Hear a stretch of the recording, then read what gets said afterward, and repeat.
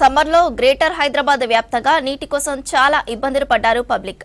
అయితే వర్షాకాలం ప్రారంభంతో పాటు ఎగువన కురుస్తున్న వర్షాలతో సిటీ చుట్టుపక్కల ఉన్న ప్రధాన జలాశయాల్లోకి భారీగా వరద వస్తోంది. దీంతో ఈ ఏడాదంతా నీటి కష్టాలు తప్పినట్టే అంటున్నారు అధికారులు. గ్రేటర్ హైదరాబాద్ కు ఈ ఏడాది తాగునీటి కష్టాలు తప్పినట్టేనని అంటున్నారు అధికారులు. సిటీకి తాగునీరు అందించే ప్రధాన జలాశయమైన నాగార్జున సాగర్, శ్రీపాద ఎల్లంపల్లితో పాటు మంజీరా, సింగూర్, ఉస్మాన్ సాగర్, హిమాయత్ సాగర్లు ఇటీవల ఎగువన కురిసిన వర్షాలతో నిండుతున్నాయి. కొద్ది రోజులుగా ఎగువ నుంచి వరద నీరు వచ్చి చేరుతుండటంతో ఈ ప్రాజెక్టులు నిండుకుండల్లా మారాయి. సమ్మర్లో ప్రధాన జలాశయాల్లో నీటి మట్టం పడిపోవడంతో జలమండలి ముందస్తుగా అత్యవసర పంపింగ్ కోసం ఏర్పాట్లు పూర్తి చేసింది.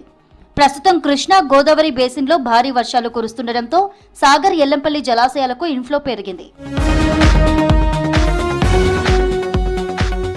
హైదరాబాద్ కు ప్రతిరోజు 550 మిలియన్ గ్యాలన్ల నీరు వివిధ ప్రాజెక్టుల నుంచి వస్తుంది.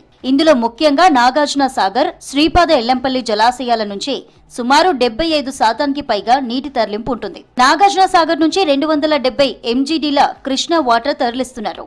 గోదావరి బేసిన్లోని శ్రీపాద ఎల్లంపల్లి ప్రాజెక్టు నుంచి 168 MGDల గోదావరి నీటిని తరలిస్తున్నారు. ఇక మంజీరా, సింగూర్ నుంచి 120 MGDల నీటిని తరలిస్తున్నారు. నగరానికి ఎక్కువ నీరు కావాలి అనుకుంటే జంట జలాశయమైన ఉస్మాన్ సాగర్, హిమాయత్ సాగర్ల నుంచి 32 MGDల తాగునీటిని తరలించి సరఫరా చేస్తుంటారు.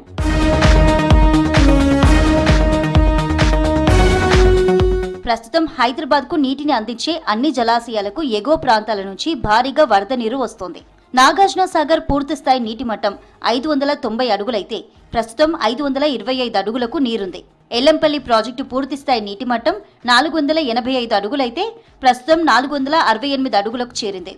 అలాగే సింగూరు ప్రాజెక్టు పూర్తిస్థాయి నీటి మట్టం 1651 అడుగులైతే ప్రస్తుతం 1647 అడుగులకు చేరింది. మంజీరా ప్రాజెక్టు పూర్తిస్థాయి నీటి మట్టం 1717 అడుగులైతే ప్రస్తుతం 1709 అడుగులకు చేరింది. ఉస్మాన్ సాగర్ నీటి మట్టం 1790 అడుగులైతే 1782 అడుగులకు నీరు చేరింది. హిమాయత్ సాగర్ పూర్తిస్థాయి నీటి మట్టం 1763 అడుగులైతే ప్రస్తుతం 1758 అడుగులకు చేరింది.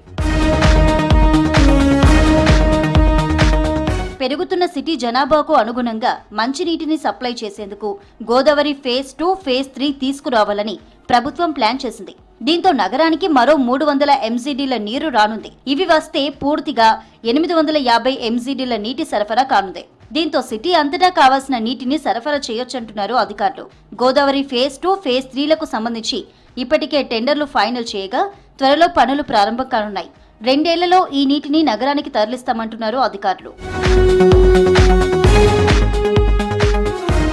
గ్రేటర్ సిటీకి నీటిని అందించే ప్రాజెక్టులు రానున్న భారీ వర్షాలకు పూర్తిగా నిండుతాయంటున్నారు వాటర్ బోర్డు అధికారులు. అలా జరిగితే వచ్చే సమ్మర్ వరకు నగరానికి మంచినీటి విషయంలో ఎలాంటి ఇబ్బంది ఉండదని అంటున్నారు.